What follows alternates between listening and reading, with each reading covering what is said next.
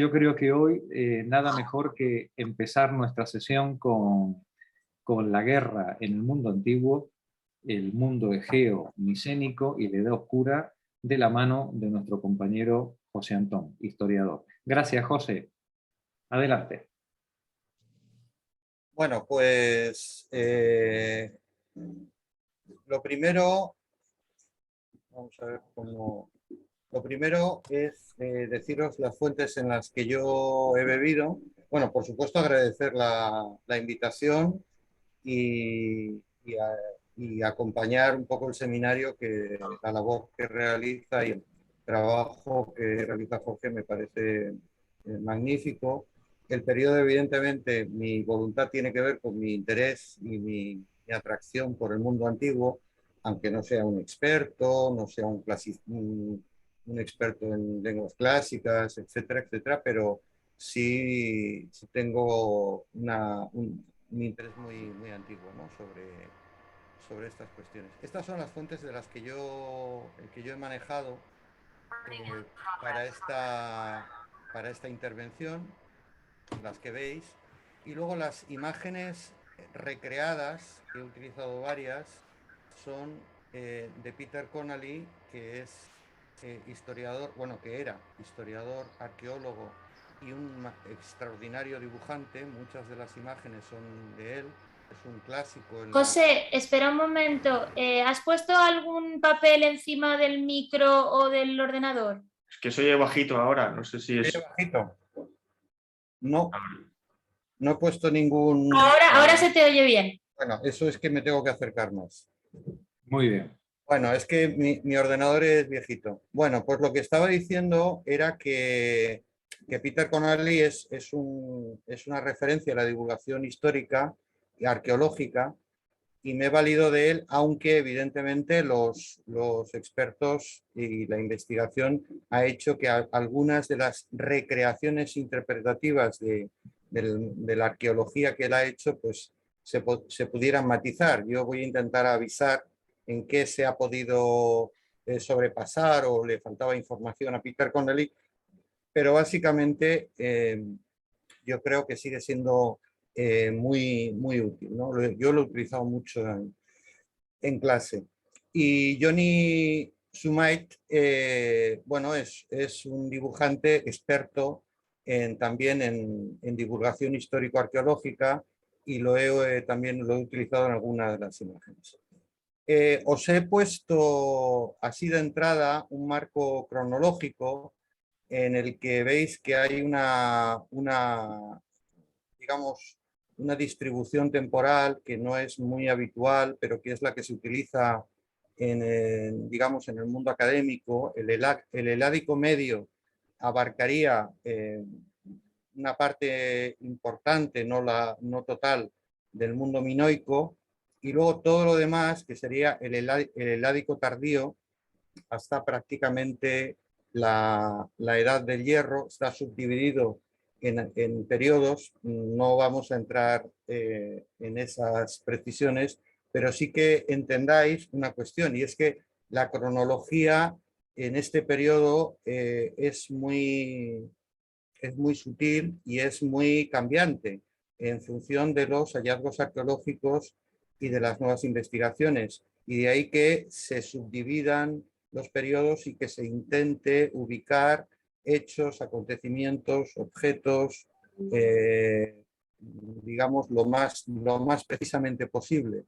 Pero ya digo que el marco cronológico se mueve desde el punto de vista académico en el mundo minoico en la primera fase, en el Heládico medio, y todo lo demás, hasta prácticamente la Edad del Hierro, en el Heládico tardío. Yo he hecho mi pequeña cronología para que sepamos de qué estamos hablando cuando hablamos de minoico. Tomo en el minoico el Heládico medio hasta su prácticamente desaparición, 1450, más o menos, antes de nuestra era. El micénico, que como veis cabalga con el periodo minoico desde el siglo XVII, 1700 aproximadamente, hasta el colapso, siglo XI antes de nuestra era. lo que se ha denominado Edad Oscura, que es una divulgación de Anthony Snodgrass, que es un historiador de la corriente anglosajona, que ha sido cuestionada porque esto de la Edad Oscura da la impresión de que no hay creación cultural prácticamente, y aunque es evidente que se produjo una situación de retroceso material, arqueológico, pero daría la impresión de que fue un periodo, pues eso, en negro, un periodo poco creativo, poco interesante, y eso es la crítica fundamental que se le hizo a Snodgrass sobre esta denominación. Pero es verdad que se ha difundido mucho.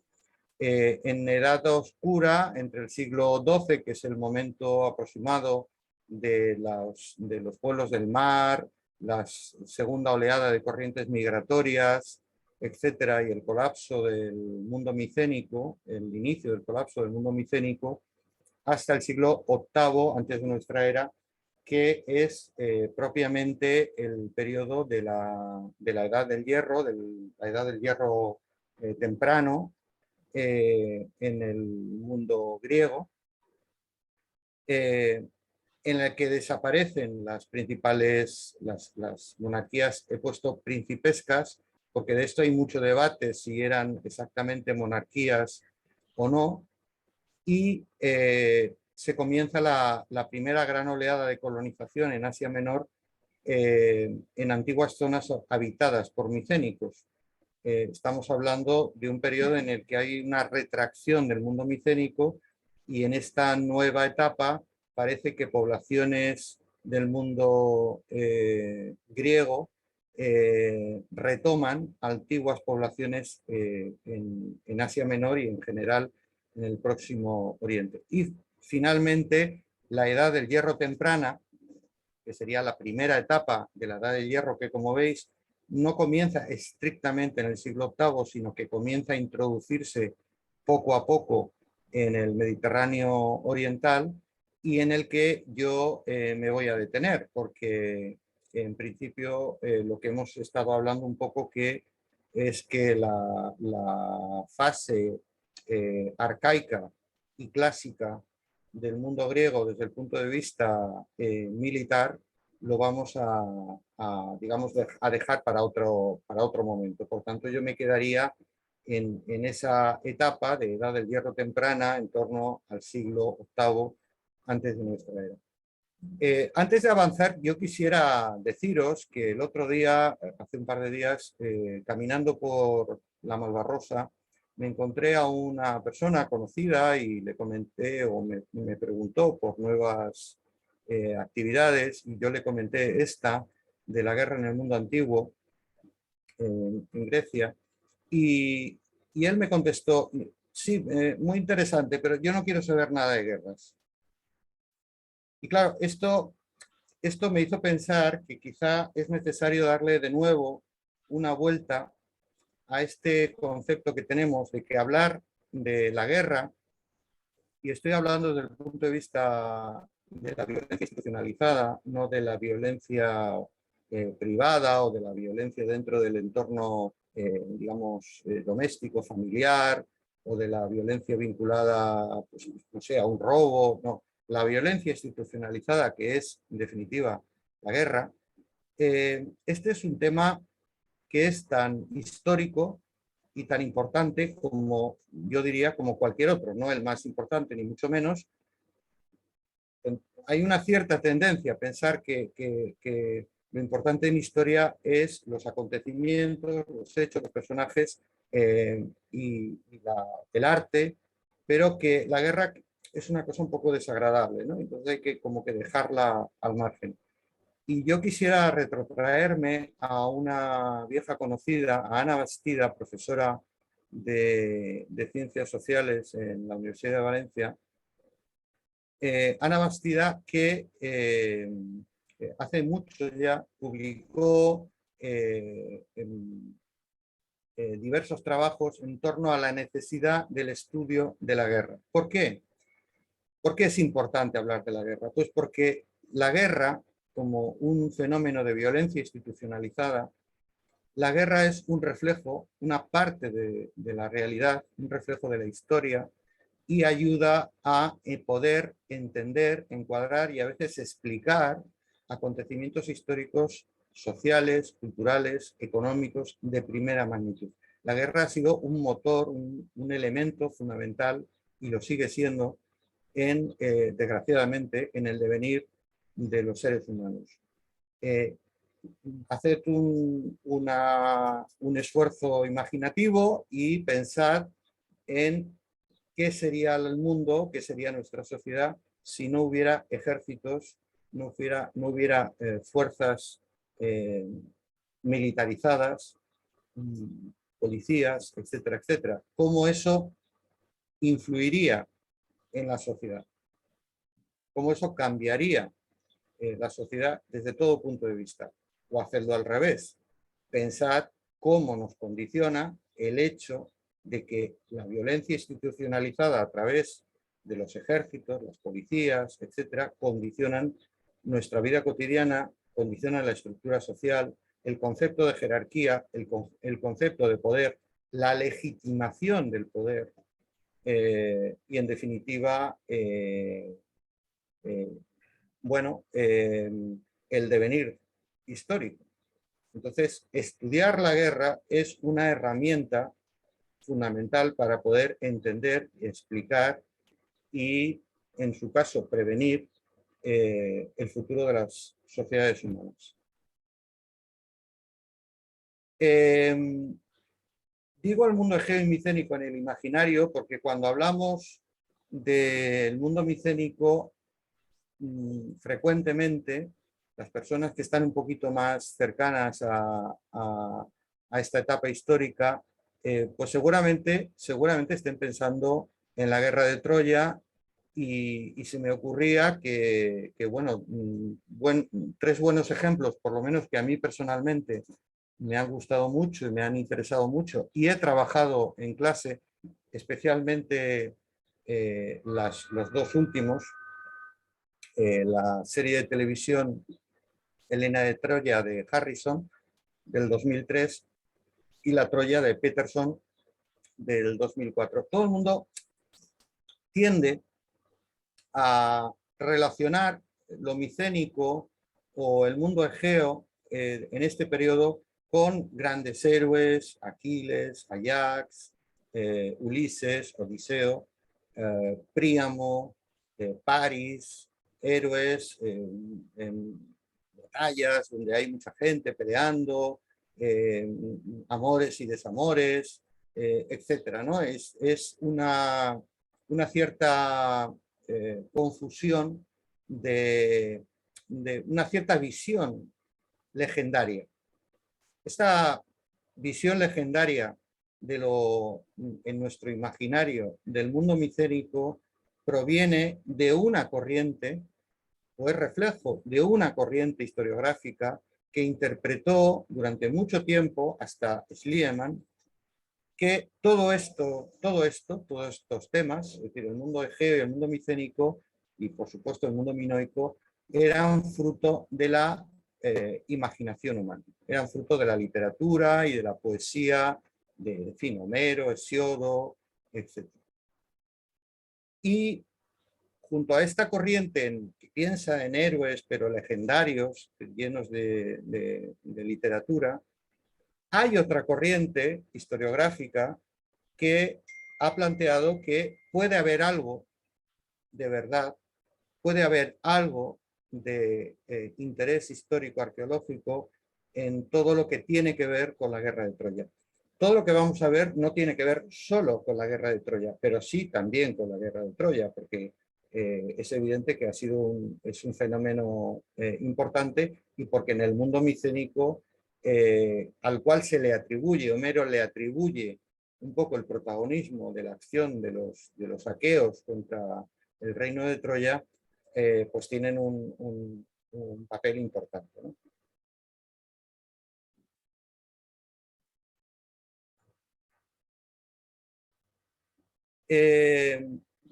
Para que hagamos un poquito de memoria o de repaso sobre esto que estaba diciendo, estas dos corrientes una que piensa que esto es todo imaginación y otra que piensa que hay mucho de verdad, podríamos comentar algunas cosas para generar un poco de incertidumbre, ¿no?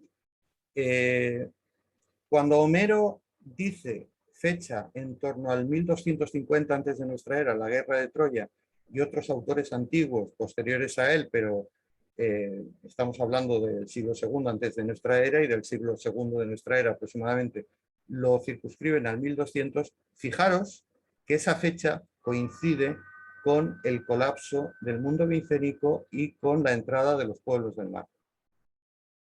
Por tanto, solo desde el punto de vista cronológico, aquí hay una coincidencia interesante. Para los hititas, Troya era Bilusa, la Ilión de los griegos, y existe una carta hitita, la Tahuagalaba, dirigida al rey de Ayllava, que parece ser que podía ser Eteocles, y Eteocles ha sido vinculado al mundo aqueo, en otros autores a Tracia, a Rodas o a Chipre, pero en todo caso territorios en la que podrían estar presentes poblaciones de origen griego. Cuando digo griego es entre comillas, porque lo griego también se va conformando a lo largo del tiempo. No es lo mismo, no son lo mismo los griegos de este periodo micénico, protogriegos, podríamos decir, que los griegos de la época clásica, que este es otro estereotipo que tenemos. Cada vez que pensamos en la Grecia clásica, o sea, en Grecia pensamos en la Grecia clásica, y evidentemente, como estamos asistiendo en el seminario, esto no es así. Pues bien, esta carta dirigida al rey de Ayllava, Eteocles, probablemente, por el hitita Atusili III, le pide la extradición de Piyama Radu. Quizás se podría traducir como Príamo. La carta habla de la guerra de Bilusa, la carta habla de la guerra de Troya, en la que el rey hitita y el de Ayllava han llegado a un acuerdo. No sabemos cuál porque la carta estaba incompleta. Las cartas, me refiero a esas tablillas de barro cocido encontradas en los palacios hititas. Y en otro documento, el Tratado de Alexandru, se concierta una paz entre los hititas y el reino de Bilusa, el reino de Troya, en torno al 1280, como veis, cercano ya al que parece ser fue el colapso del reino de Troya, con su rey Alexandros, que es el nombre alternativo que en la Ilíada se le da al Paris homérico. Y estos son dos documentos reales. ¿Eso qué quiere decir? Bueno, quiere decir que las puertas están abiertas a muchas posibilidades, pero que desde luego no podemos dar por sentado ninguna. El Mediterráneo del siglo XIII, el siglo XII, es un Mediterráneo con grandes potencias hegemónicas. Especialmente, si os fijáis en el mapa, Asiria, por supuesto los micénicos, Asiria, sin duda alguna el Imperio hitita y Egipto. En ese tablero de grandes potencias es en el que se está dando el juego del periodo, en este caso, de la segunda mitad del periodo micénico. Hay que recordar que ya desde el 2600, antes de nuestra era, ya hay oleadas de indoeuropeos, arios, ixos, casitas, que van poblando Mesopotamia, la India, los jonios, los eolios, luego llegan los aqueos, los dorios, es decir, son oleadas que se van produciendo entre el 1300 y el 1200 a lo largo del Mediterráneo oriental y que, como veis en el mapa, abarcan prácticamente todo el Mediterráneo oriental, incluyendo la Grecia continental, sus islas, Anatolia, Oriente Próximo y Egipto. Esto nos habla de una enorme cantidad de elementos culturales, de referencias mitológicas, religiosas, históricas, una enorme cantidad de elementos que se van a mezclar en todo este periodo y que luego van a ser interpretados, por ejemplo, como en el caso de Homero, en el siglo VIII. Este iría más en relación a lo que se ha dado en llamar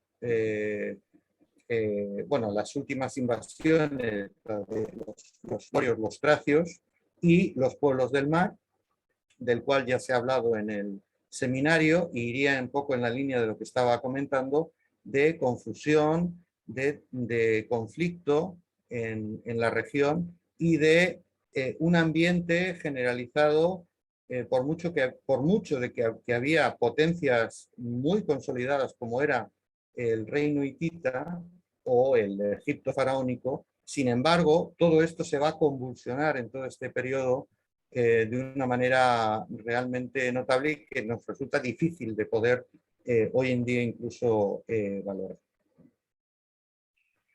La Ilíada y la Odisea, en cualquier caso, tenemos que asumir que no fue escrita en el mismo momento, que en su origen fueron los aedos, los poetas orales, que transmitieron diferentes elementos de lo que después compuso Homero, o quien fue. Ya sabéis que la figura de Homero está más que cuestionada o discutida, al menos históricamente, sobre si fue él o fue un conjunto de poetas o fue alguien que le puso ese nombre pero que recogía otros textos ya escritos. Lo cierto es que es un conjunto de elementos orales transmitidos de boca en boca a lo largo de generaciones y generaciones, y que solo se van a trasladar al texto escrito pues cuando se difunda el alfabeto griego, que es en torno al siglo VIII, y al que hoy por hoy le ponemos ese nombre en relación a la Ilíada y la Odisea de Homero. Y que es evidente, está reflejando el periodo de la Edad Oscura, es decir, está reflejando un periodo inmediatamente anterior, siglo X, siglo IX, antes de nuestra era, pero que es también razonable que tenga reminiscencias del pasado micénico. Por eso no habría que estar totalmente cerrado a pensar que estos textos y el mundo que reflejan puedan darnos algunas pistas de ese mundo. De las armas, como vamos a hablar, voy a pasar. Bueno, pues sí, hay una serie de elementos que van a aparecer, cascos, escudos, jabalinas, pero casi que os los voy a explicar un poco in situ, ¿no? Los escudos de torre, los escudos en forma de 8, etcétera, etcétera. Estamos en la edad del bronce si hablamos de micénicos, y no podemos hablar de la edad del hierro hasta prácticamente, como ya decía, desde el siglo X, antes de nuestra era, empieza a introducirse y consolidado en Grecia hasta el siglo VIII. Aquí tenéis un barco minoico de la isla de Tera.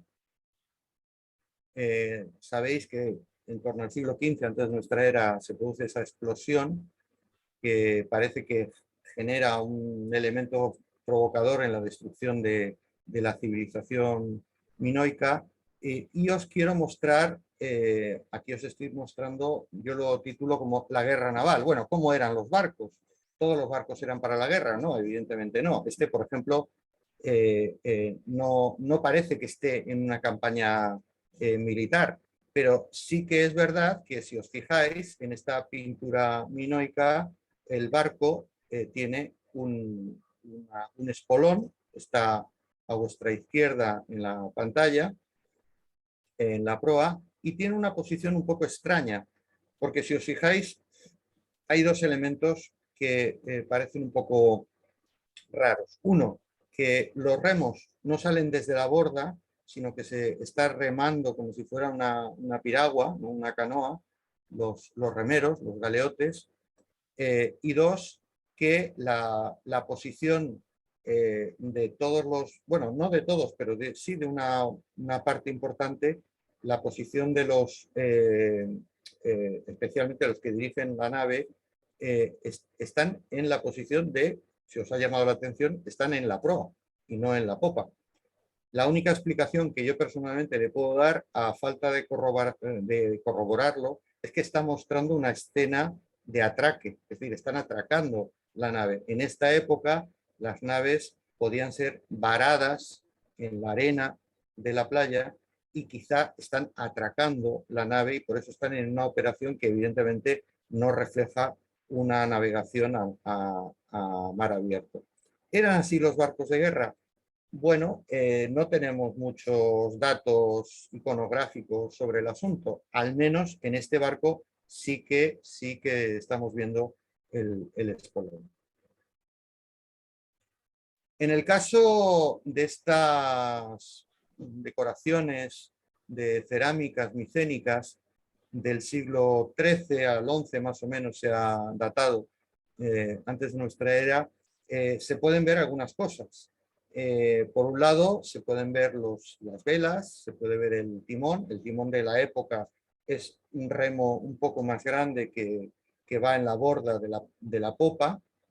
Un espolón, lo tenéis a la derecha, los espolones a la derecha de las tres imágenes de los barcos, en algunos casos son como una prolongación de la quilla. Parece que son, por lo menos los datos que tenemos, que los espolones en las naves aparecen en este momento, en el mundo minoico y después micénico, quizá porque los micénicos lo aprenden de los minoicos, por las estrechas relaciones que mantienen antes de que ellos ocuparan la isla de Creta y las islas colindantes.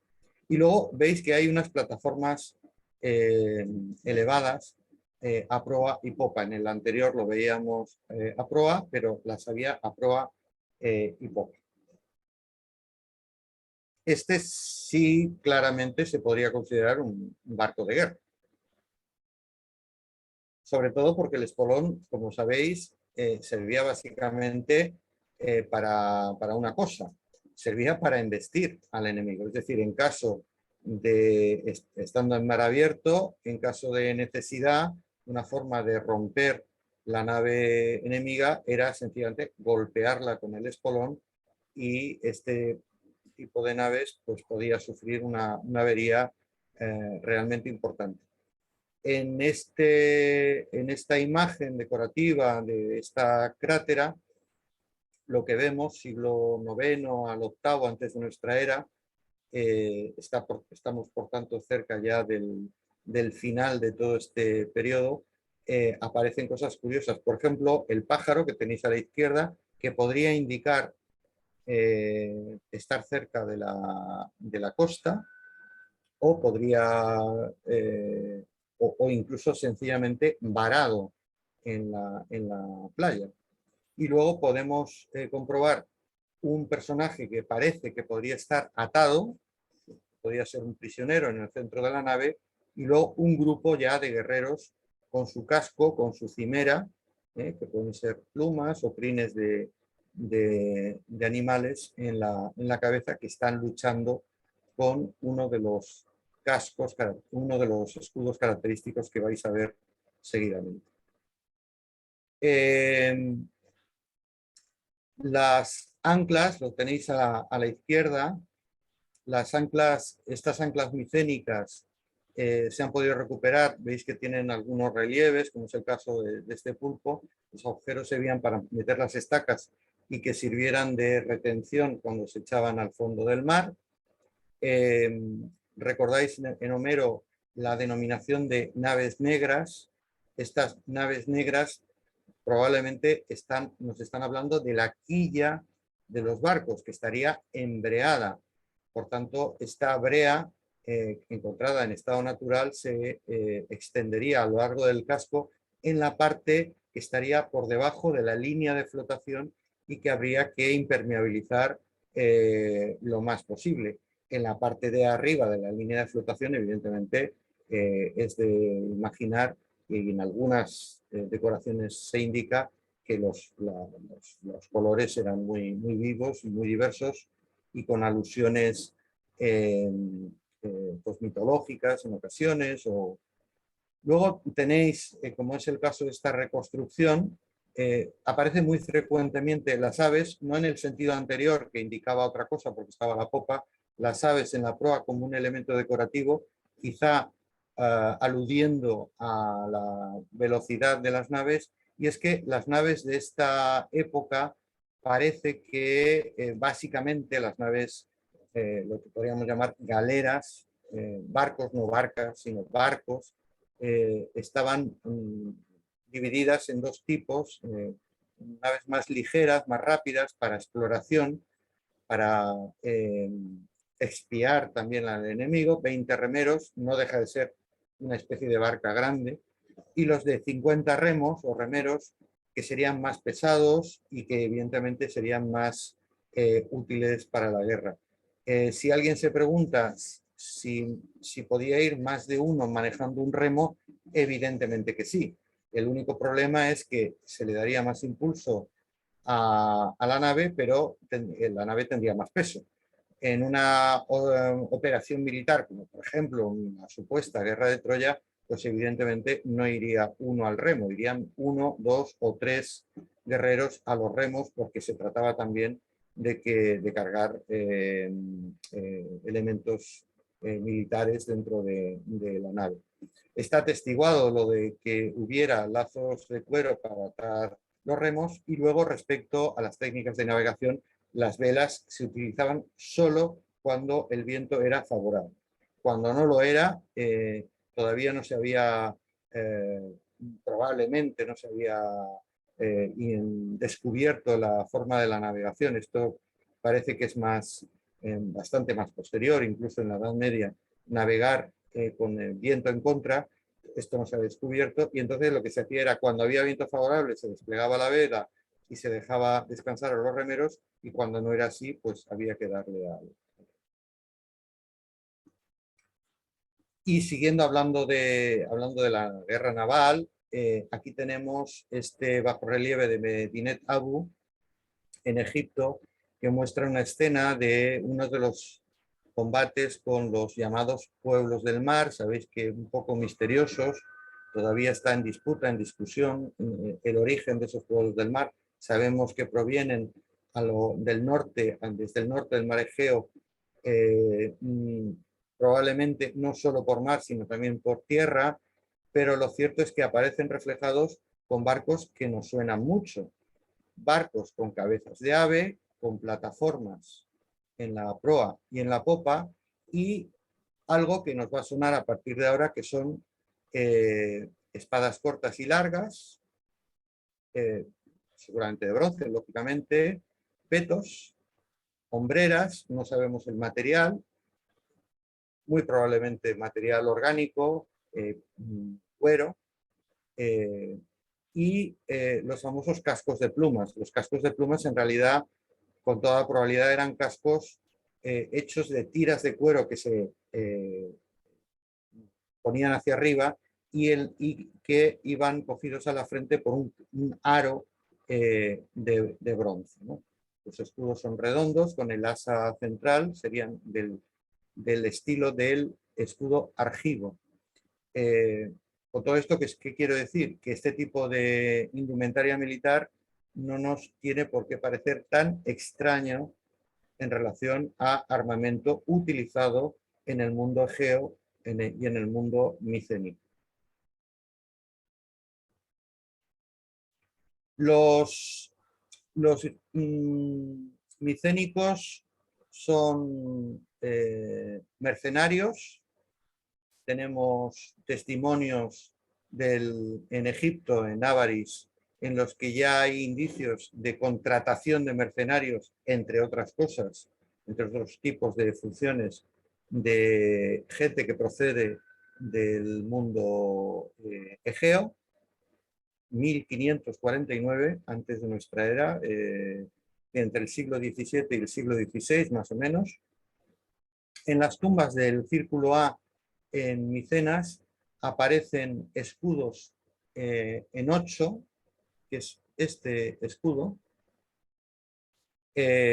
y en forma de torre, que luego lo veremos, porque todos estos que están mostrados aquí son en 8. Los en forma de torres significa un escudo que prácticamente rectangular que cubre todo el cuerpo, que fueron adoptados de Creta y que estuvo presente en las Islas Cícladas en todo el periodo prácticamente de la Edad del Bronce hasta que se produce,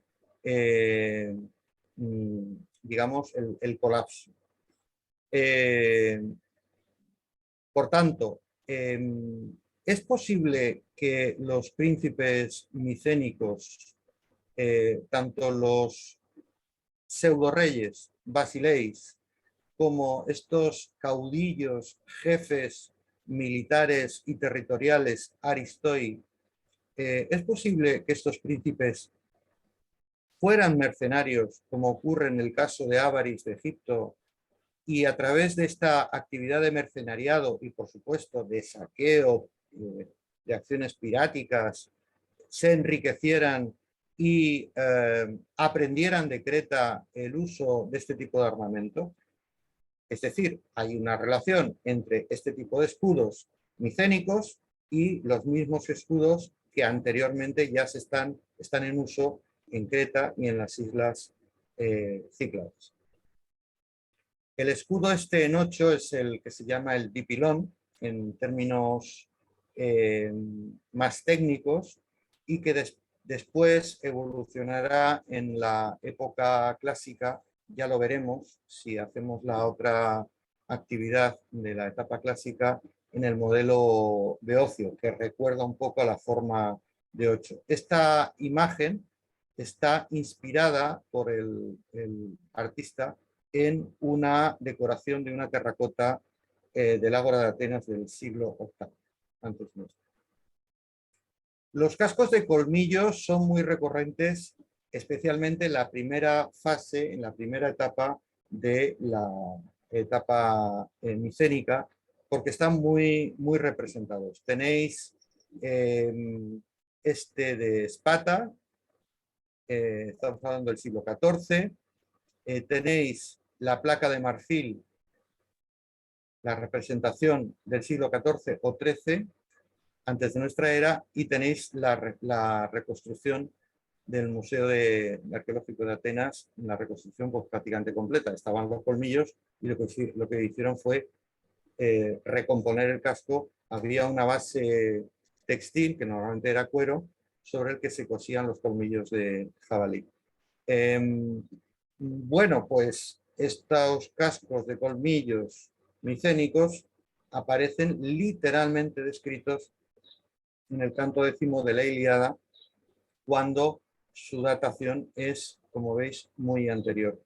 Esto ha llevado a algún investigador a pensar que probablemente en época de Homero o quien escribiera la Ilíada y la Odisea, o quizá como reflejo de los que lo vieron y lo contaron, cascos de estos pudieron acabar siendo objetos de veneración y de conservación a lo largo del tiempo, y que quizá, aunque no estuvieran en uso, desaparecen de la iconografía a partir por el siglo XIII más o menos, pero quedaran en la memoria colectiva y, por supuesto, en las piezas que encontramos decorativas de cerámica.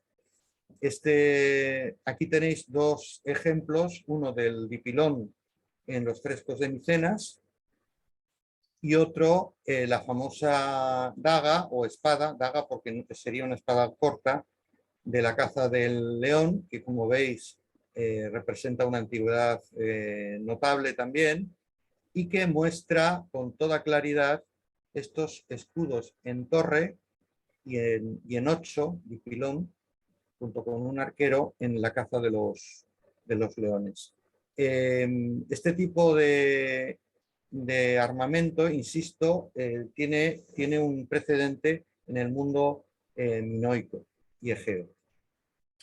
Estas espadas cortas acabarán siendo transformadas o sustituidas hasta a partir aproximadamente siglo XIII aproximadamente, y sustituidas por las denominadas técnicamente Nahue II, que son ya espadas largas con nervio central y sirven tanto para atacar de punta como de tajo, y que fueron muy usadas hasta el siglo VI y fueron la base de las espadas en la época clásica e incluso en la época de la República Romana.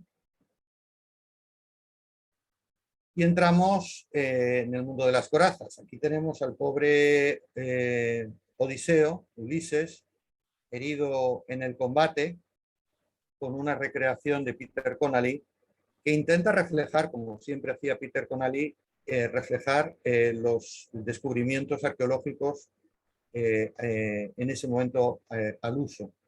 Fijaros, lleva el escudo de colmillos de jabalí, que lo tenemos ampliamente documentado.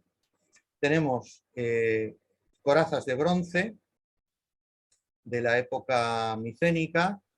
Esta coraza, que no sabemos si era de bronce, pero podría serlo por los remaches del vaso de los guerreros, estamos ya en el siglo XI, y esta otra coraza que, aunque encontrada en Francia, tiene muchísima similitud con las corazas de campana que se encuentran en Grecia. Por tanto, como veis, la reconstrucción de Connolly es magnífica.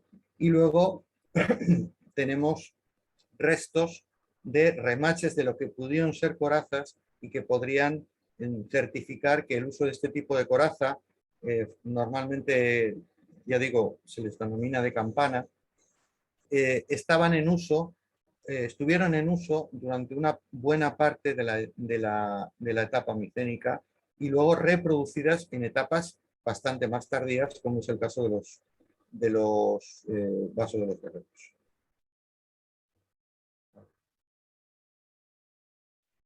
Sin duda alguna, una de las piezas de mayor interés histórico-arqueológico es bueno, de las muchas corazas, de las piezas remachadas, etcétera. Una de las más famosas es la coraza, la panoplia de Dendra. Dendra está en el sur de la Grecia continental, son 15 piezas.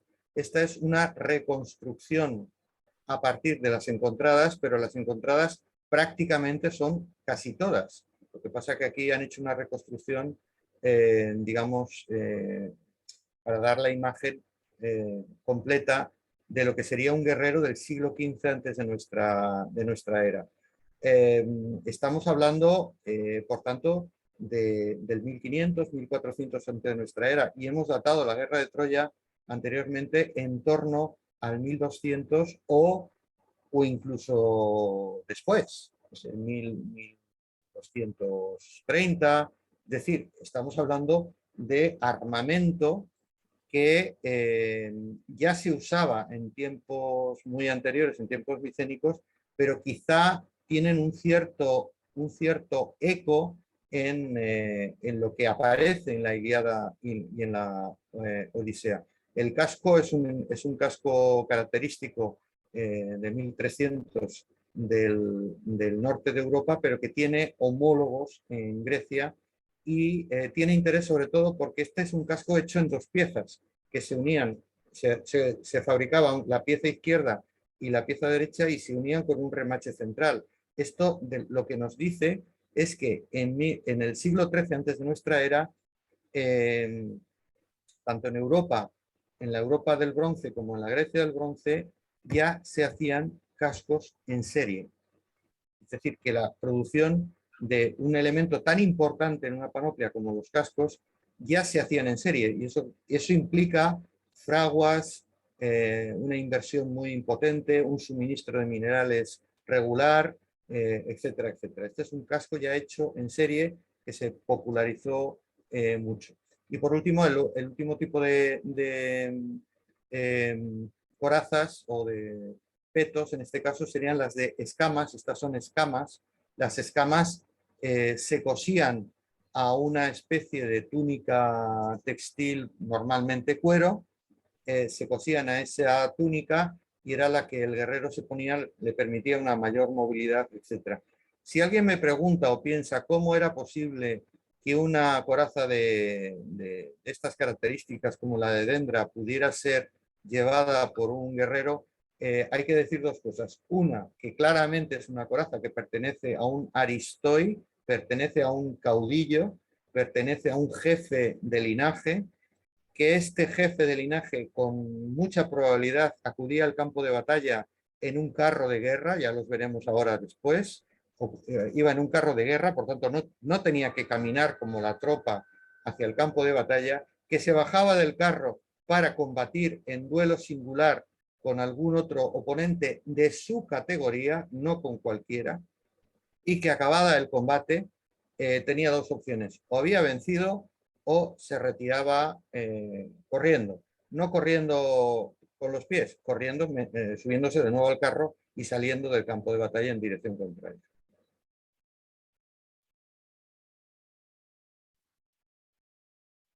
Aquí tenemos una recreación de Conally con Ajax.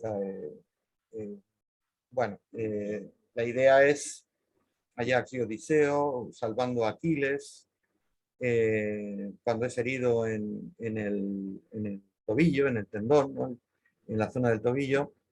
La única parte por la que, recordáis, su madre le había cogido a la hora de hundirlo en ese agua mágica que le protegía frente a los enemigos, es ahí justo donde le da la flecha. Y fijaros, os lo he puesto entre otras cosas porque, aparte de que son reproducciones artísticas preciosas, reflejan un poco cómo funcionaba esto.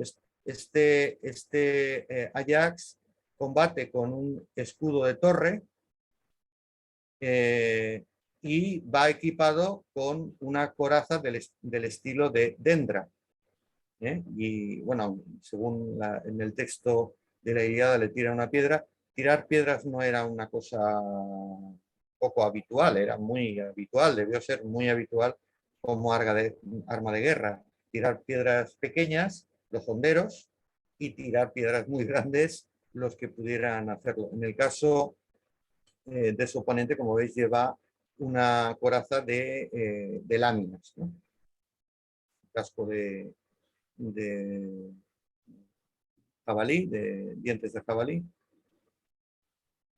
El combate aristocrático, el combate singular aristocrático, parece que, como ya se ha intuido en mi intervención hasta ahora, forma parte de la ritualidad militar de este periodo. Eso no quiere decir que toda la guerra se dirimiera en un combate singular, sino que en medio de una guerra había combates singulares, entre iguales, no entre aristoi o Basilei y un miembro de la tropa normal del enemigo. No, los combates eran entre iguales. La masa de tropas contra la otra masa y los jefes contra los jefes. Y ya digo que con frecuencia, y esto aparece muy bien reflejado en la Ilíada, con frecuencia la opción podía ser perfectamente la retirada, salir huyendo. ¿Cuáles son los ideales que aparecen reflejados en Homero y que quizá puedan reflejar de alguna manera la mentalidad, la ideología militar de estos aristoi en la guerra en este periodo? La jera o el botín que se recibe como premio y está justificado. Es decir, el combatiente aristocrático combate por botín, pero es justo. Entre otras, habitualmente una parte del botín es la panoplia, y como habéis visto en la panoplia de Dendra, las panoplias tenían que ser muy caras, tenía que ser una cosa lujosísima. De hecho, lo fueron hasta la Edad Media, ¿no? Las armaduras medievales eran el equivalente aproximadamente a una casa de campo, ¿no? En la antigüedad, por supuesto, era una pieza lujosísima, preciadísima, y que por supuesto formaban parte del botín, pero evidentemente no solo. También en la Ilíada aparece como parte de este botín el pedir rescate, ¿no? Esto también es frecuente. La arete, que es una de las virtudes, que es la suerte. El buen guerrero demuestra que él lo es porque tiene arete, porque tiene suerte, porque es difícil derrotarlo.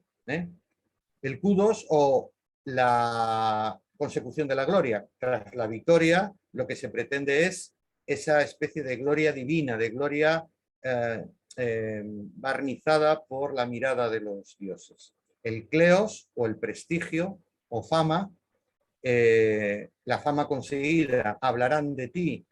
Aquiles no para en la Ilíada de aludir a esta kleos, a esta importancia que le da el guerrero de que se hable de él. Y luego la timé o venganza ante una ofensa del honor. Todos y todas sabéis que el inicio de la guerra de Troya comienza por un problema, aparentemente, literariamente hablando, por un problema de honor. Eso, trascendiendo el guión concreto de la Ilíada, lo que está claro es que forma parte de esa mentalidad, el que si se ataca al honor, inmediatamente la reacción va a ser la venganza. No siempre violenta. Tenemos el ejemplo de Odiseo, en el que a veces intenta buscar opciones más, digamos, diplomáticas, ¿no?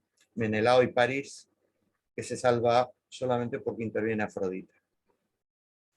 Y llegamos al vaso de los guerreros, que es muy famoso. Este vaso de los guerreros es de una fase ya muy tardía del mundo micénico, en el que parece que la panoplia ha cambiado y en el que además parece que se ha regularizado, al menos para un sector del ejército, para un sector de los soldados que participan en la guerra. Aquí lo veis un poco más claro.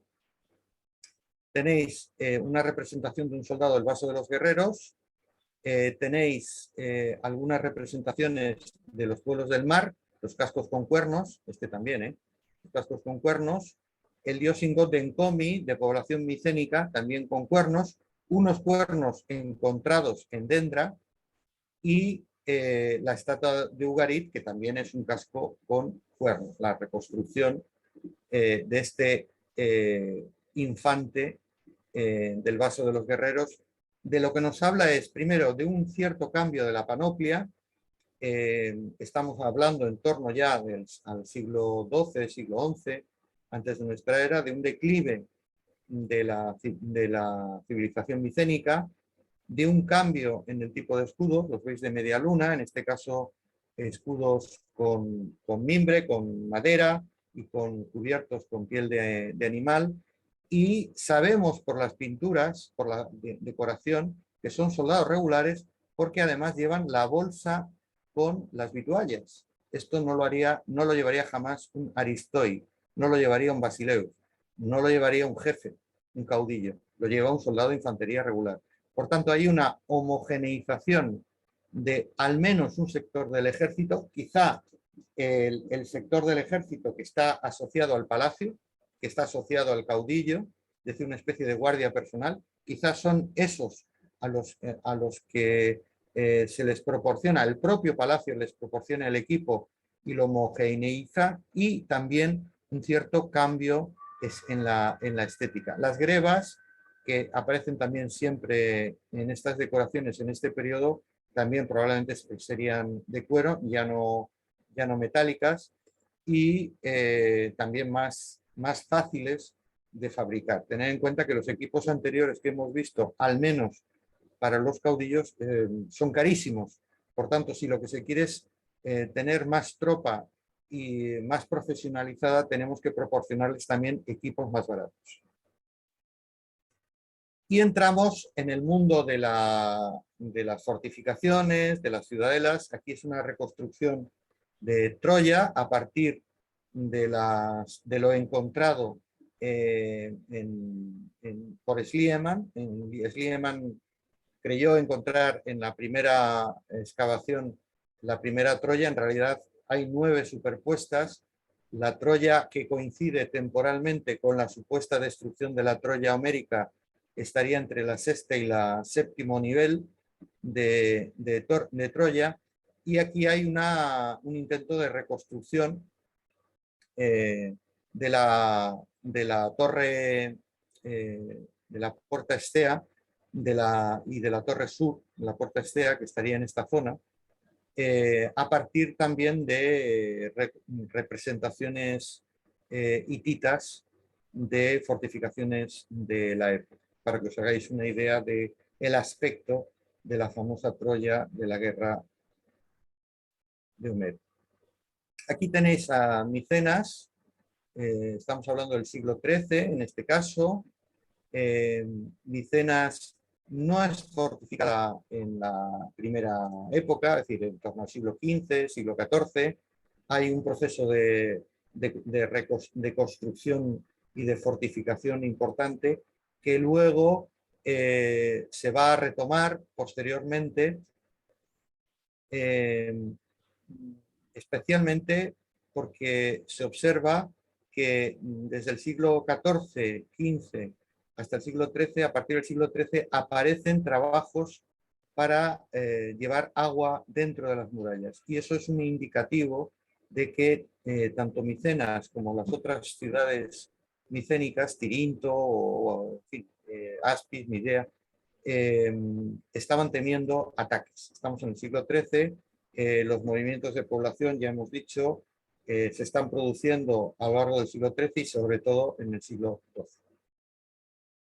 Para que lo comparéis, esta sería otra fortificación, para que veáis un poco la diferencia fundamentalmente en el caso de Troya es que esta es puerto y está junto al mar, aunque Troya también lo estaba, mucho más cerca de lo que está actualmente, pero esta es una zona portuaria y la ciudad de Tiro además fue ya, bueno, lo retomaremos si tenemos que hablar del mundo clásico, del mundo helénico, pues el famoso sitio de Tiro por Alejandro Magno siempre fue una fortaleza muy importante. En cualquier caso, la gran diferencia es que la ciudadela de Micenas es una ciudadela fortificada para albergar fundamentalmente a este Basileus, esta especie de pseudo rey, y a sus aristoi, a sus caudillos y sus familias y su guardia personal.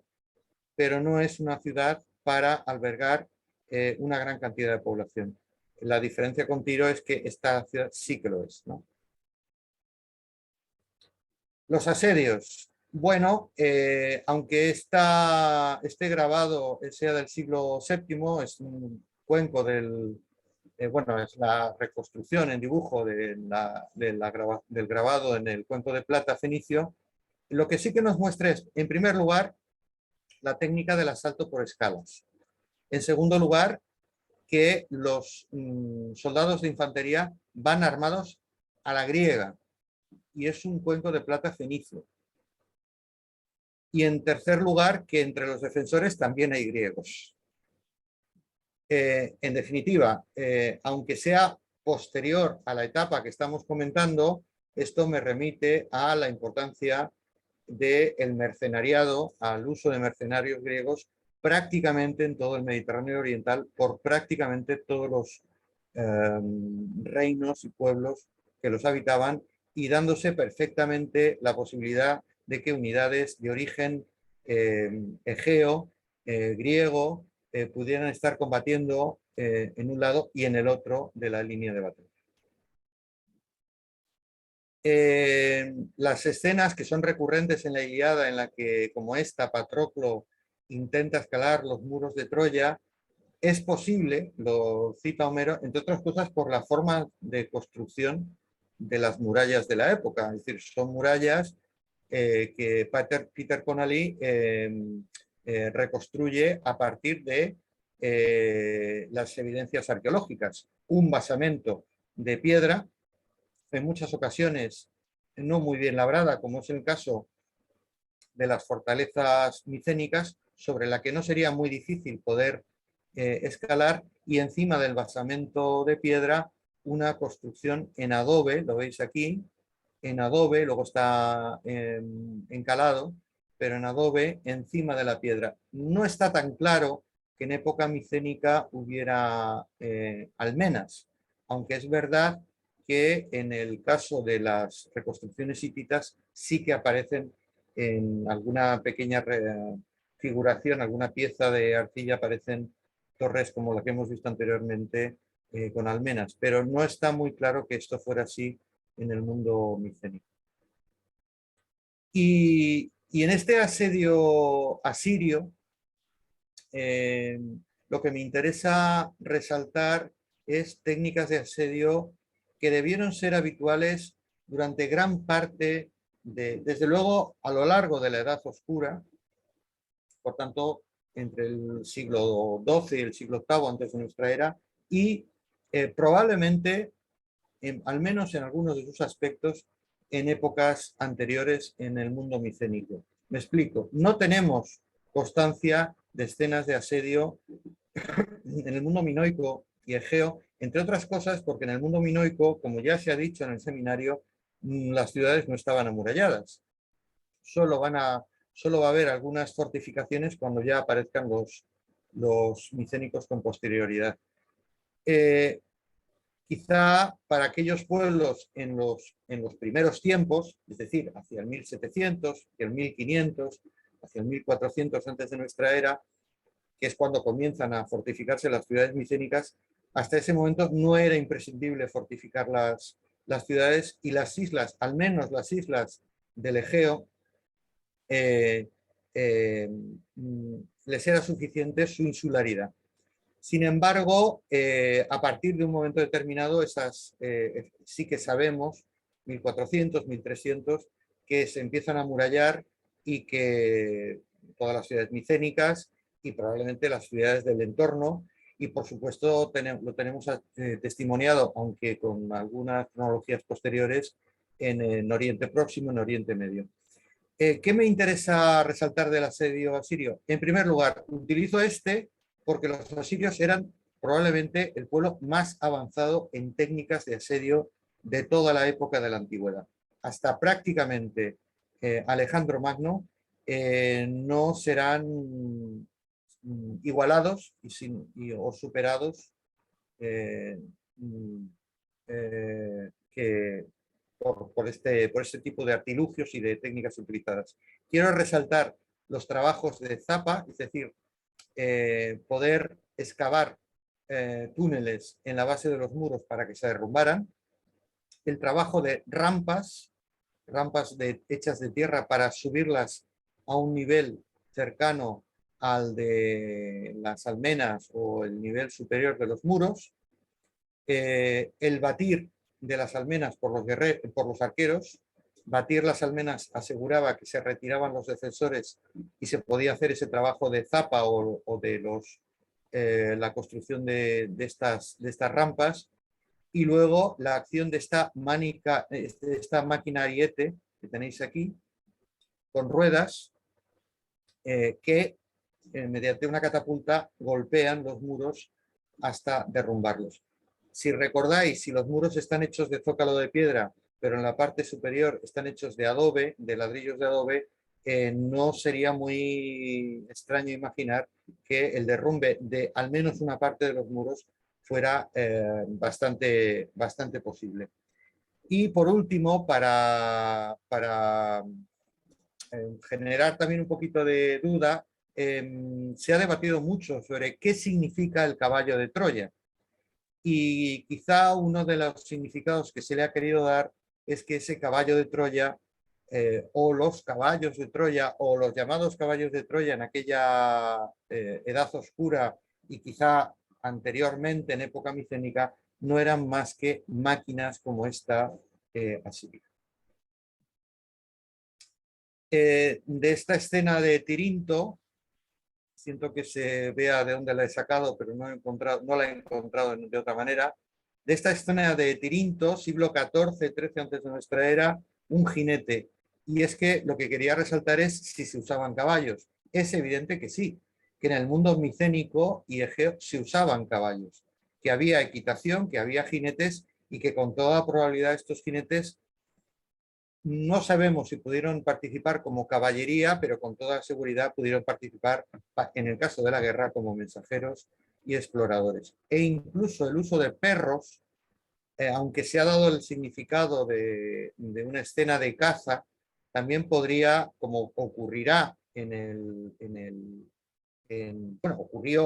como ocurría en el mundo asirio-babilónico y como ocurrirá en el mundo antiguo, mundo griego y mundo romano, también los perros pudieron haber sido utilizados como perros de guerra. No lo sabemos, pero es una posibilidad. De esto del papel de los perros hablaré este agosto. Los carros, aquí tenéis carros de la pintura de Pilos que ya habíais visto. En esta pintura de Pilos aparece muy repetida, con 4 radios, muy repetida en otros ciudadelas micénicas, igual que el casco de colmillos de jabalí.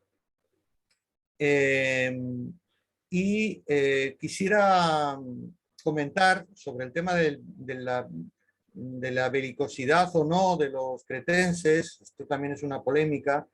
En las tablillas de arcilla de Cnosos, en uno de los inventarios, de los tantos inventarios de Cnosos, se llegaron a enumerar en la lista 340 carros y 1000 pares de ruedas.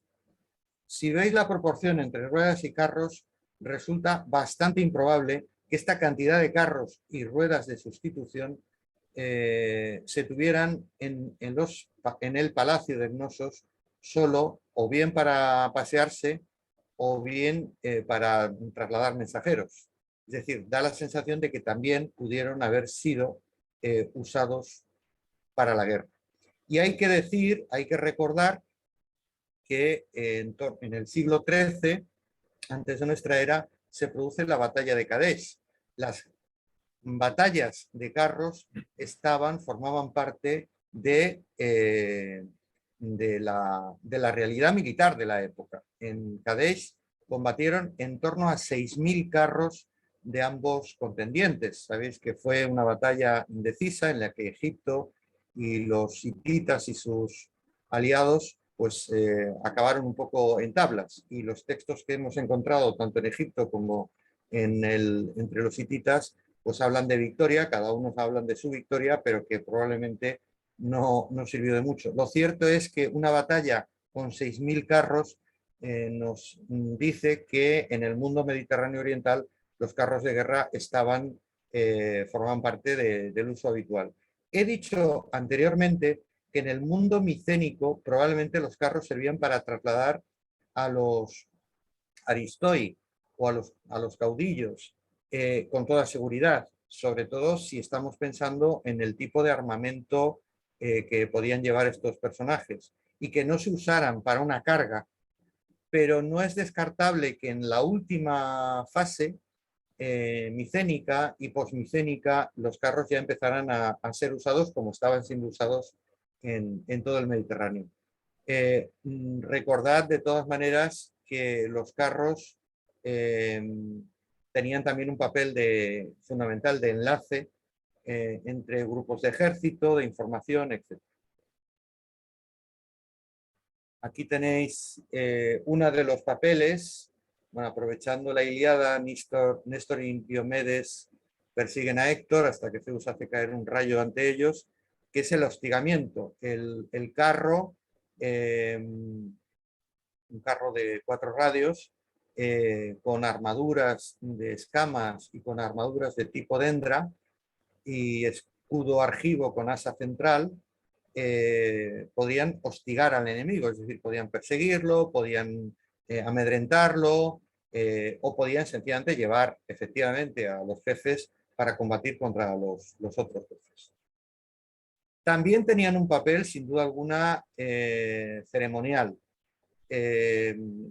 Aprovecho la imagen de Aquiles arrastrando a Héctor ante la mirada atónita de los troyanos frente a Troya. Es decir, este carácter ritual del carro, de eje central y 4 radios, del carro que sirve para dar un espectáculo. Es decir, puede ser pasearse con sus soldados, puede ser, como es en este caso, demostrar quién es el vencedor, quién es el héroe, llevarse el botín, etc. Por tanto, tiene un papel ceremonial, protocolario, y los carros también fueron auténticos carros de guerra. Aquí, aunque es asirio, y ya estamos, es un relieve ya de la época de la edad del hierro temprana, no es descartable que esta evolución del uso de carros de guerra acabara evolucionando no como en los ligeros carros de la batalla de Cadés, sino en auténticas máquinas bastante más ofensivas de lo que habían sido hasta entonces. Los carros asirios, y en general de Oriente Medio, ya se ha dicho, llevaban el eje posterior, no en el eje central, llevaban más radios, entre otras cosas porque los carros eran más grandes, pesaban más y las ruedas tenían que ser más sólidas. De hecho, se habla de carros incluso hasta de 4 ruedas y no tirados por 2 caballos, sino por 4 caballos. Es decir, carros muy pesados. ¿Por qué? Porque, entre otras cosas, estaban pensados para el enfrentamiento, para el choque. También estaban pensados para portar soldados, que en Egipto ya se utilizaba el arquero junto con el auriga, pero que en este caso podía llegar a albergar a varios arqueros o a varios soldados que lanzaran jabalinas. Como es en este caso, los caballos podían llevar protecciones, a veces protecciones casi totales, de cuero, con láminas de bronce. Y aunque aquí no aparece, pero también está atestiguado el uso de cuchillas en los ejes. Imaginaros estos carros con caballos protegidos, con varios guerreros lanzando jabalinas y flechas y con cuchillas en las ruedas, asaltando las filas de los soldados de la época. Este carro ya será, desde la Edad del Hierro, ya será claramente desarrollado y utilizado en las guerras entre persas y griegos y en la época de las guerras de Alejandro, de las guerras de la expedición de Alejandro al Imperio Persa. Y nada más. Así que espero no haberos aburrido y yo creo que podemos entrar también en alguna aclaración que queráis hacer sobre las diapositivas. Muchas gracias, José. Magnífico. Gracias. Muchas gracias, Gracias. José Antonio. Gracias, Sí. José. Si quieres, José, deja de compartir pantalla para que las compañeras salgan otra vez en... A ver si lo consigo. A ver si me deja. Pero no lo cierres si quieres, para que, por si tienes que volver a compartir. Sí, el problema es... A ver, ¿Te lo quito yo? pues quítamelo tú mejor porque como yo no he usado en PDF... Ahí está. Entonces, luego si hay que volver a compartir, pues lo vuelves a hacer. Bueno, José, magnífica la presentación. Muy interesante. Y yo me quedo con ganas de que lleguemos pronto a la época clásica para ver cómo sigue el desarrollo del ejército. Bueno, hay una cosa que anuncio. Yo no sé si habéis podido o he podido explicar con claridad que este tipo de ejércitos micénicos reflejan una sociedad aristocrática con una guerra aristocrática, que no quiere decir que solo peleaban los jefes, peleaba la chusma también, pero que indica un patrón de cómo hacer la guerra, que luego, a partir de la Era Oscura y sobre todo a partir del siglo VIII, que es una segunda etapa de la llamada Edad Oscura, va a evolucionar hacia lo que se ha llamado la guerra hoplítica, la guerra de los hoplitas, las falanges. Y esto es una problemática que no es solo militar, ya la explicaremos en su día, sino que es un cambio de paradigma también social, porque de las sociedades aristocráticas de Basileus y de Aristoi, de palacios que controlan un área territorial con sus pequeñas villas, pequeñas ciudades, etcétera, que controlan el comercio, que hacen guerras de rapiña, etcétera, de ese modelo en el que solo necesitan apoyo militar de los campesinos en algunos periodos del año y que están deseando que se acabe la campaña militar para volver a los campos, etcétera, se va a evolucionar hacia el ejército ciudadano, que es el ejército de la polis. Y ese ejército de la polis, que es el ejército hoplítico, va a tener una repercusión directa en el modelo sociopolítico de la Grecia clásica, hasta tal punto que se ha planteado historiográficamente que la revolución hoplítica fue una, no la única, pero una de las razones por las cuales se evolucionó hacia un modelo democrático.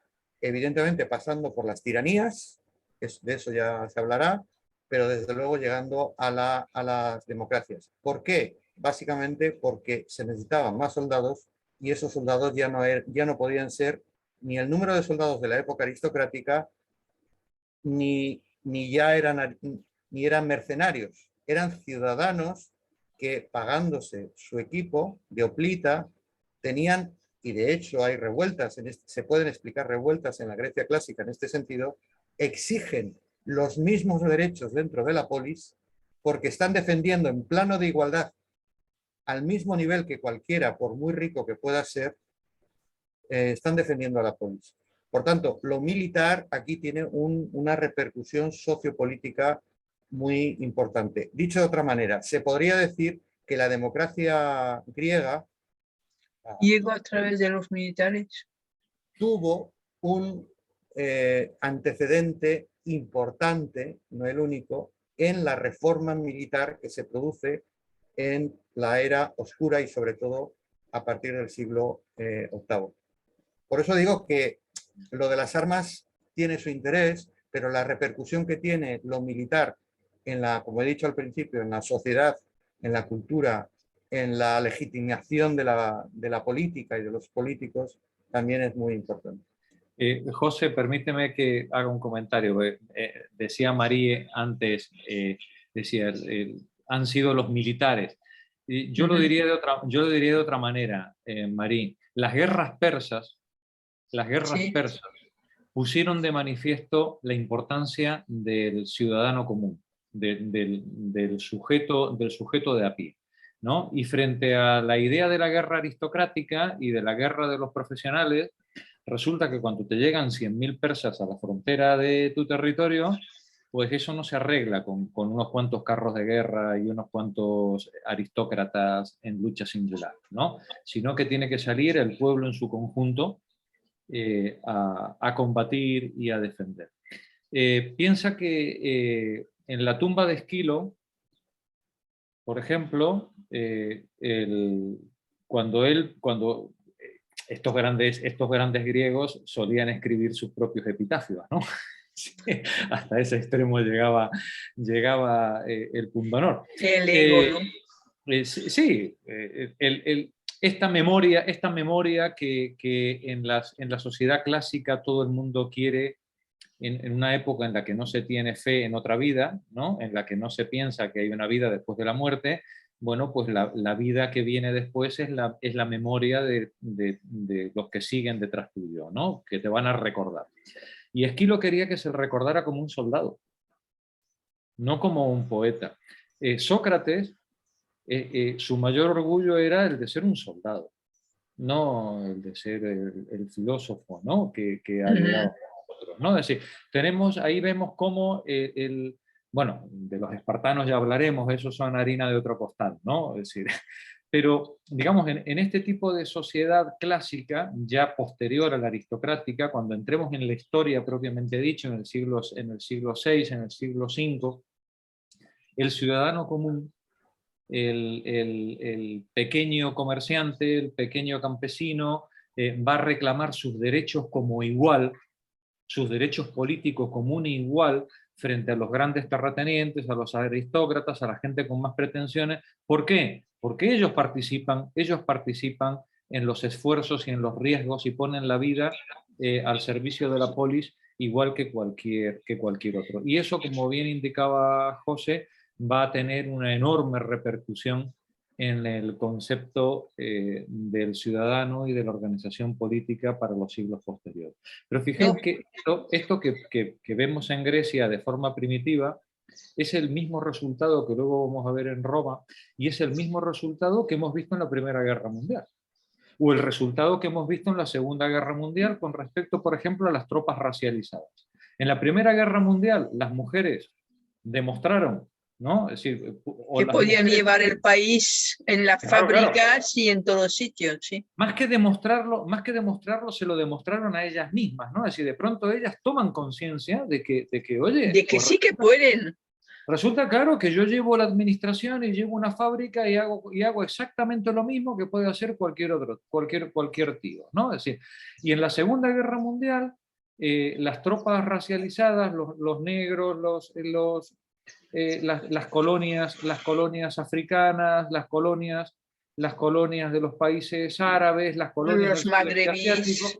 Oye, pues resulta que iban a la guerra exactamente igual que los blanquitos y que los pseudoaristócratas de la metrópoli, ¿no? Y eso les hizo tomar conciencia y reconocerse, digamos, en una valía y en una calidad ciudadana que antes les había sido negada, ¿no? Entonces, en ese sentido, digamos, la guerra no es que sea gracias a la guerra, pero digamos, la guerra es el acontecimiento en el cual el ciudadano común, la ciudadana común, toma conciencia, ¿no?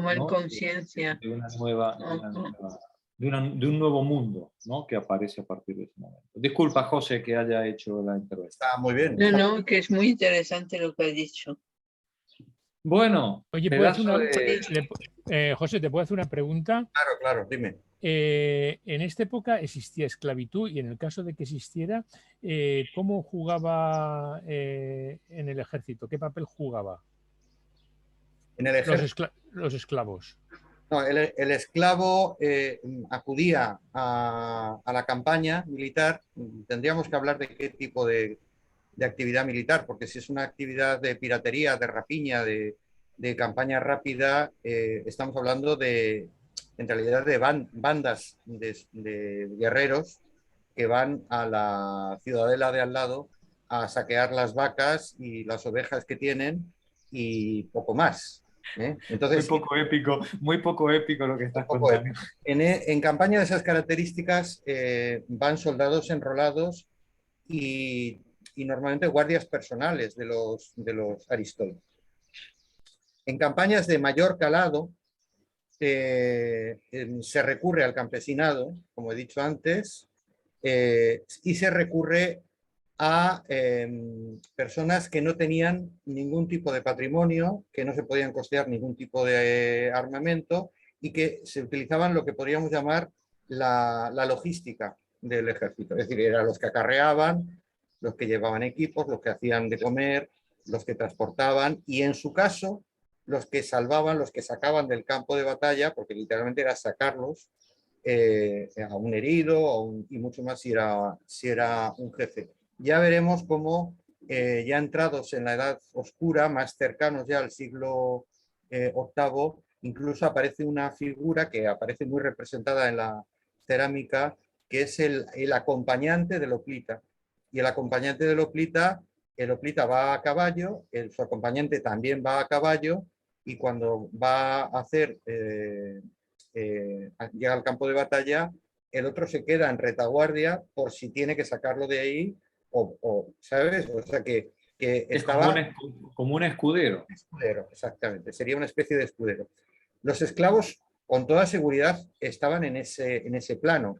Se preferían, evidentemente, no esclavos, porque el esclavo se quedaba más bien en casa, ¿no? En el palacio, o en las villas, o en los villorrios que suministraban recursos, materiales, etcétera, y porque siempre había, claro, la desconfianza de que un esclavo en tiempos de guerra pues, se podía escapar con más facilidad, o podía...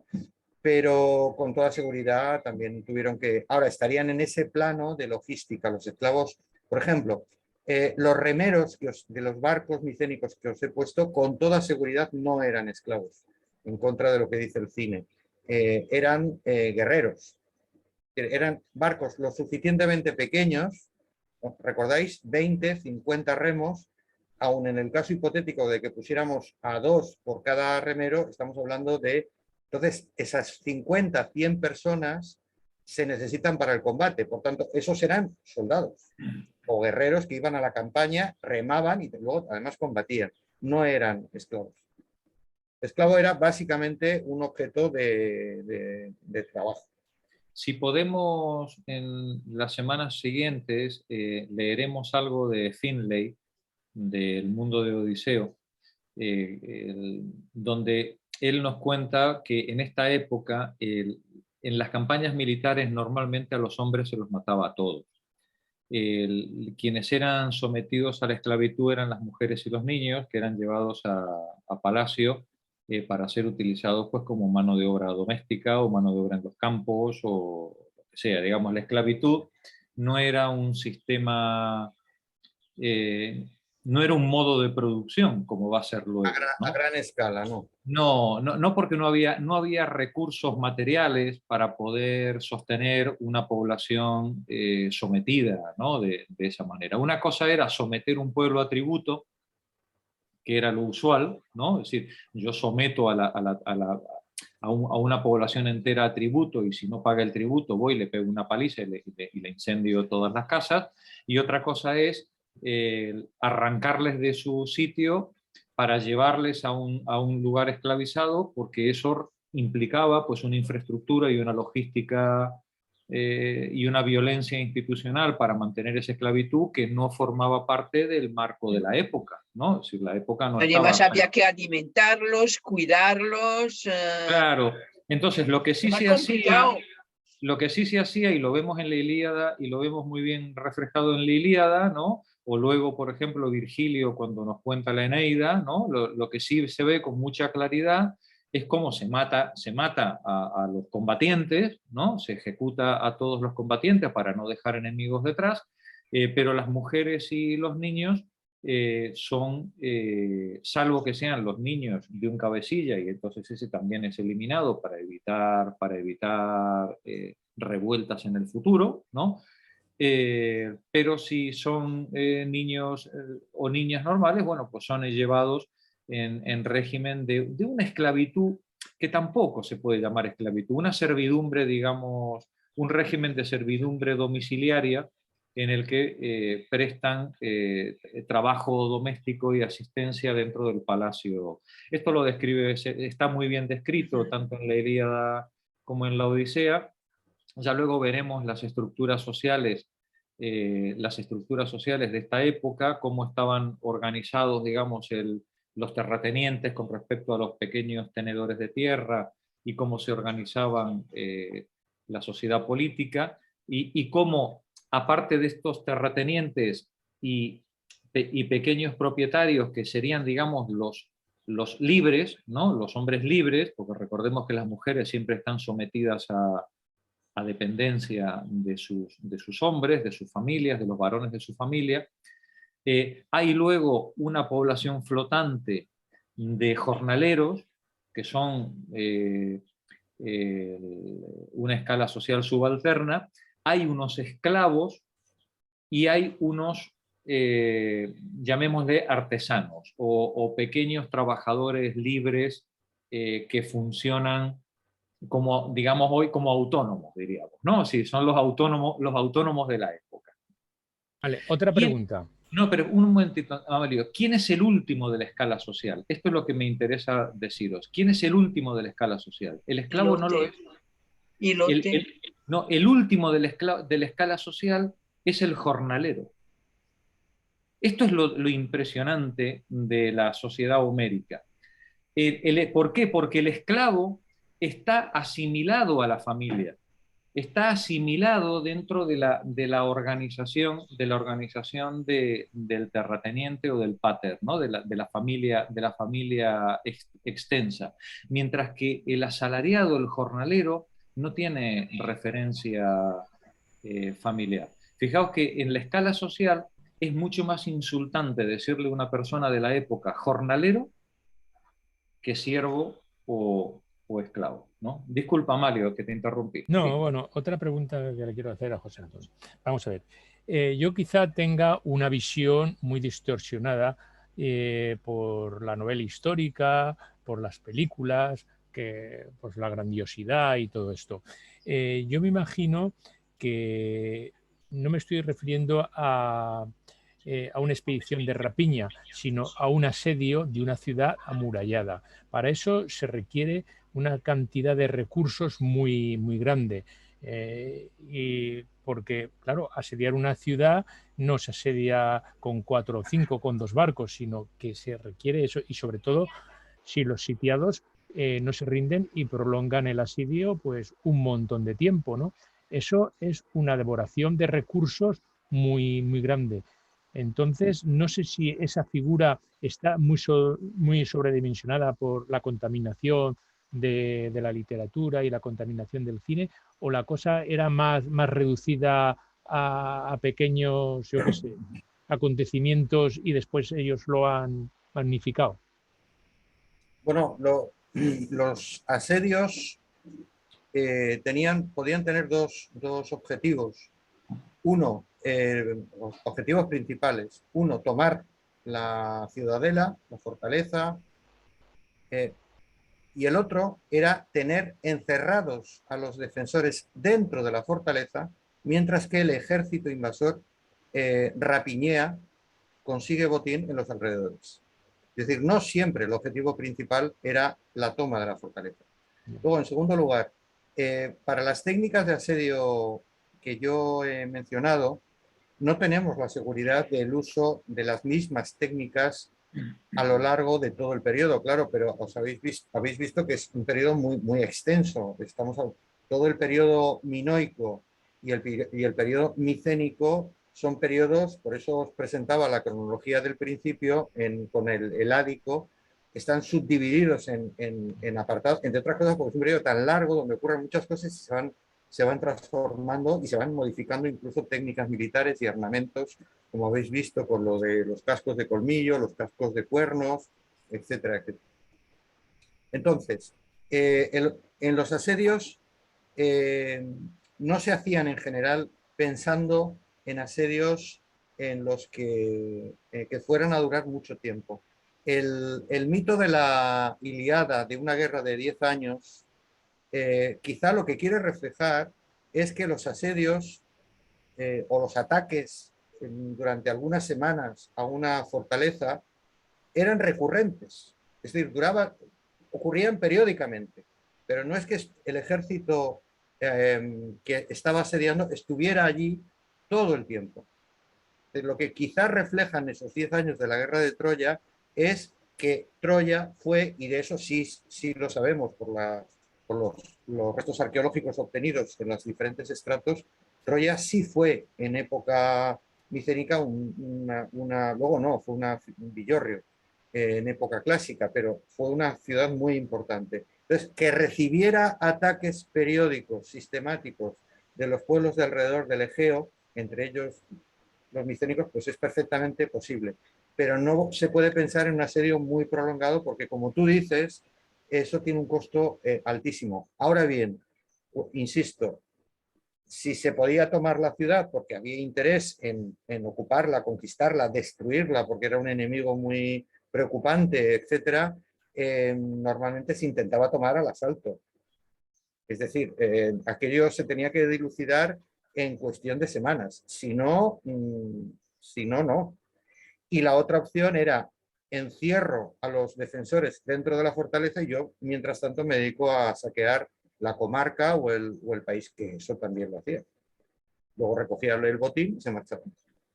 Entre otras cosas porque en una sociedad agraria todo lo que hay de interés está fuera, está alrededor de la muralla, ¿no? Que es de lo que vive, que es de lo que vive la ciudadela, los campos, las minas, todo lo que tenemos, todo lo que pueda haber alrededor de la ciudadela, ¿no? Dentro podrá haber tesoros, armas, pero no hay cosas del comer, que es de lo que vive, que es de lo que viven los ejércitos que están en desplazamiento, ¿no?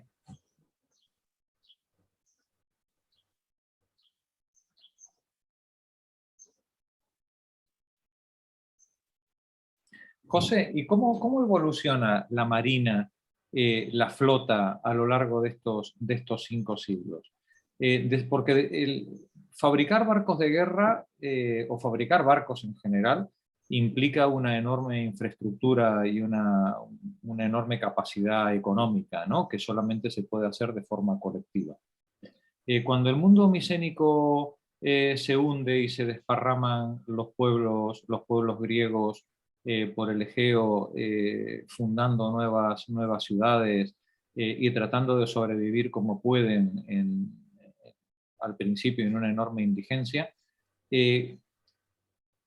cuando vuelven a aparecer otra vez los barcos de forma ya documentada en el Egeo, los barcos griegos, ¿qué tipo de modelo es el que están tomando? ¿Sigue teniendo reminiscencias micénicas o ya copian los modelos fenicios, los modelos? No, no. El modelo micénico que os he mostrado a partir de las decoraciones de cerámica y que es de lo poquito que se puede sacar alguna interpretación y un poco también por comparación con otro tipo de barcos de otras culturas y civilizaciones, ese modelo, que es un modelo de barco, si os fijáis, esbelto, más bien pequeño, ¿no? Porque un barco de 20 remos es una barca grande. El de 50 es un poco más grande, pero no mucho más. Tiene problemas en el tonelaje del barco para poder afrontar, si quieres salir a, no digo ya a alta mar, sino alejarte de la costa, porque casi toda la navegación se hacía por cabotaje cerca de la costa, pero si te quieres alejar un poquito, ahí tienes un problema de oleaje y esas barcas tienen dificultades. El tema del uso de las velas, de velas no muy consistentes que solo se podían utilizar en ocasiones muy concretas, tampoco daba para mucho. Entonces, la única marina importante a la que podemos recurrir antes de los fenicios, que son sin duda alguna los maestros pero ya estamos en la edad del hierro, los maestros de la marina son los egipcios. De los egipcios se sabe, pero no se ha podido hacer una comprobación empírica concreta, pero se sabe de que hubo proyectos y noticias de que flotas egipcias pudieron dar la vuelta a África. Claro, lo que pasa es que eso implica que la navegación egipcia se desarrolló más allá del modelo utilizado en el Nilo, porque la navegación del Nilo era una navegación adaptada, pero por ejemplo, si vamos a la etapa clásica, pensad que la flota de Cleopatra es la flota principal de la que tiene Marco Antonio para enfrentarse a Octavio, es decir, que tenía una flota pesada, de alta mar, etcétera. Si nos retrotraemos un poco a etapas anteriores, es posible que los egipcios desarrollaran barcos con bandas altas, con un volumen ya importante, con una quilla más poderosa, porque las quillas de los barcos micénicos era muy estrechita, por eso los podían varar con tanta facilidad en la playa, y en la Ilíada se habla de que los barcos estaban varados al lado del campamento griego, etc. Entonces, lo que hay es un cambio de modelo en la navegación.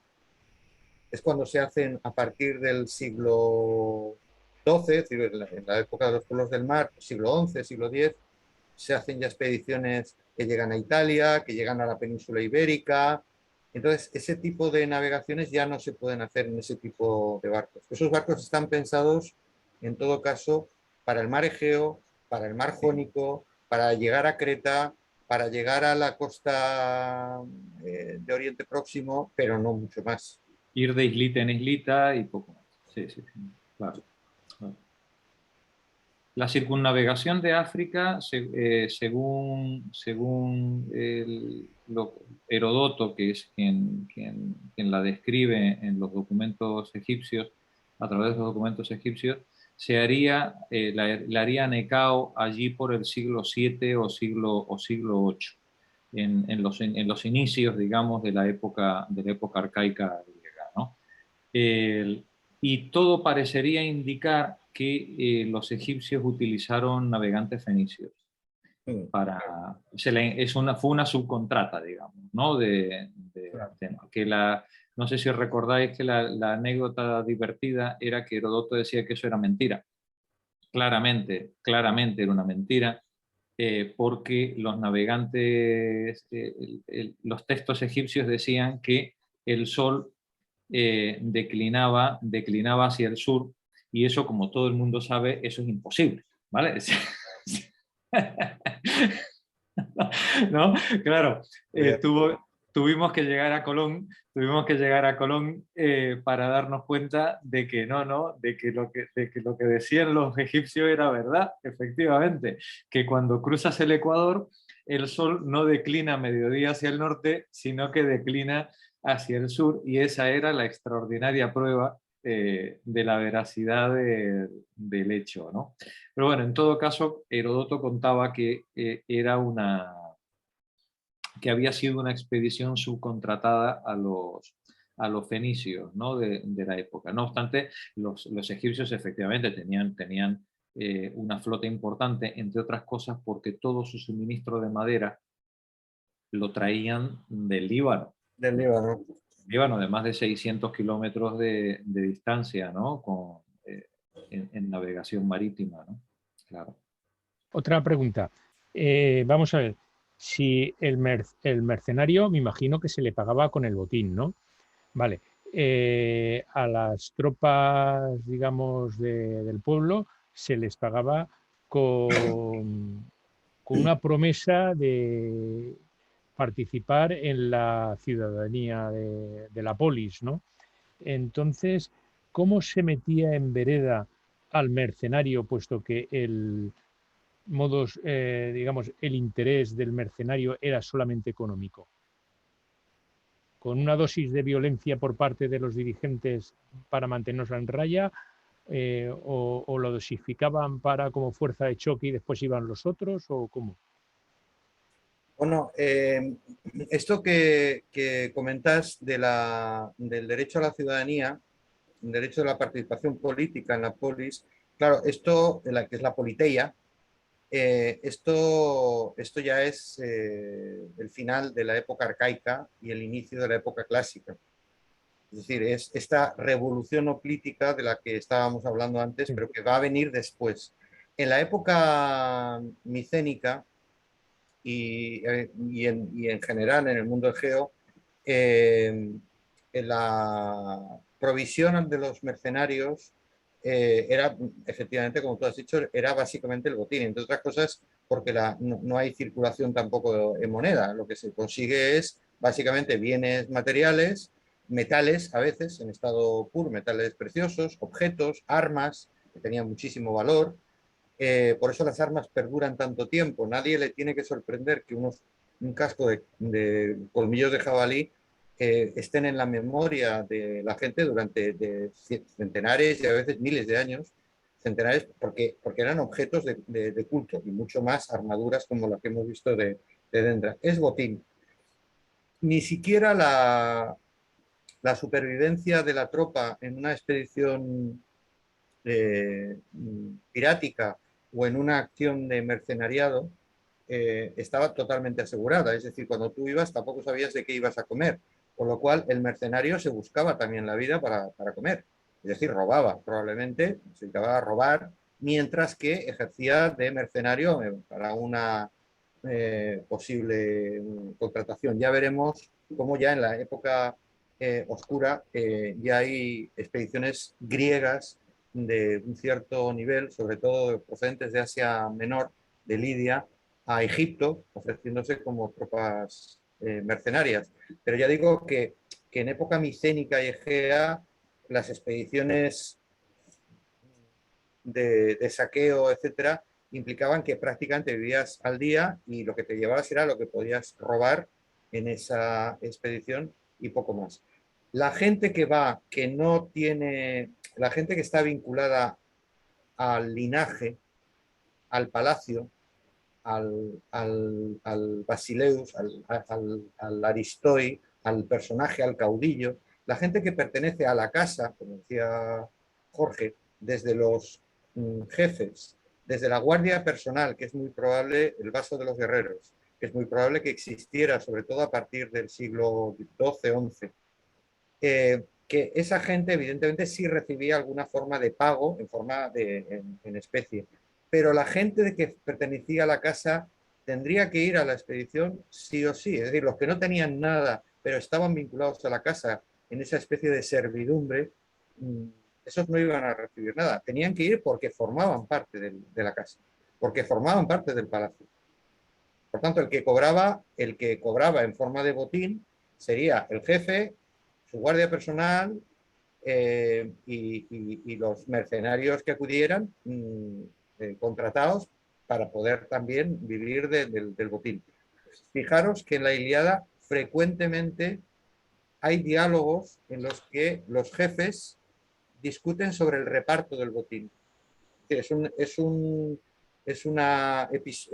cosa que es recurrente, ocurre muchas veces en la que los grandes caudillos discuten sobre cómo repartirse el botín, incluido el botín humano, que son las esclavas, que ese es el origen, recordáis, a partir del día, me parece, 51, en la que aparece Aquiles y se pelea con Menelao, con Agamenón, me parece, con el tema de la esclava. Entonces, el reparto del botín era una cuestión fundamental cuando había una operación de saqueo. Pero al de abajo, al que no tenía nada y tenía que ir porque formaba parte del palacio, a ese no le caía nada, de otras cosas porque era parte de su trabajo, que tenía que acudir con el caudillo.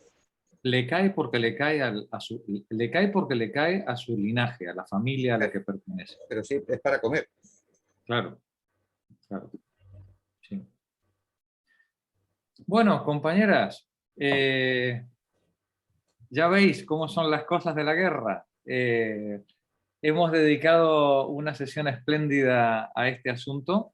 Seguiremos avanzando la semana que viene en la historia y en el pensamiento del mundo, de la época oscura y de la época arcaica. Pero comprometemos a José para que cuando lleguemos a las guerras persas retomemos el asunto. Pues sí, con mucho gusto. Habrá que hablar de las Termópilas, ¿no? Habrá que hablar de las Termópilas. Hay mucho que hablar, ¿eh? Hay mucho que hablar, efectivamente. Uno de los momentos icónicos, ¿no? Icónicos de la historia antigua. Como pocos en la historia de la humanidad, hay pocas veces vamos a encontrar, no sé, hay que hablar, a lo mejor es Stalingrado, yo qué sé, sí, son esos momentos que solamente se dan, pues no sé, una vez por milenio, a lo mejor, ¿no? En la historia. Bueno, José, muchísimas gracias. Un placer, como siempre. Gracias. Gracias, Jorge. Vale, y gracias. Compañeras, nos vemos el viernes que viene. Gracias. Buenas tardes. Feliz Buena semana a todos. Adiós, pasamos mucho calor. Adiós.